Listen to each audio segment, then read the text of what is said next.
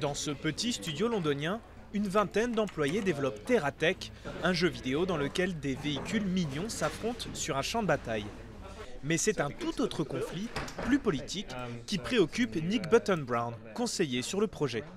Pour ce vétéran de l'industrie vidéoludique, la perspective du Brexit complique sérieusement la vie des studios. Avant, je pouvais embaucher les meilleurs profils et les faire venir ici pour travailler avec mes équipes. Aujourd'hui, ce n'est plus possible. Et ce n'est pas seulement une question de visa et de permis de travail, c'est aussi parce qu'ils ne se sentent plus vraiment bienvenus. L'enjeu est de taille car le secteur emploie près de 20 000 personnes, dont plus d'un tiers sont des ressortissants issus de l'Union européenne.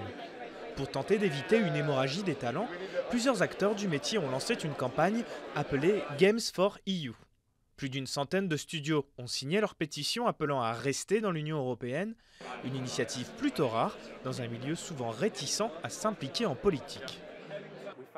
L'industrie du jeu vidéo n'est pas suffisamment représentée sur cette question, et compte tenu du fait que près de 80% des gens du métier ont voté pour rester dans l'UE, nous voulons nous assurer que leur voix soit entendue. Le collectif dit craindre également une hausse des coûts de production, ainsi que la délocalisation partielle ou totale de certains studios vers le continent. Son inquiétude, ce développeur britannique, lui, a décidé de l'exprimer au travers d'un jeu. Dans Not Tonight, sorti cet été, le joueur doit apprendre à survivre dans une Angleterre post-Brexit, grise et désespérée. Cela a eu des vertus thérapeutiques. C'est important de voter, de manifester, d'écrire aux élus, de parler du Brexit aux gens. Mais moi, qu'est-ce que je pouvais faire? Un jeu vidéo, c'est ma façon de participer au débat. Car au Royaume-Uni, mieux vaut ne pas jouer avec le futur de l'industrie vidéoludique.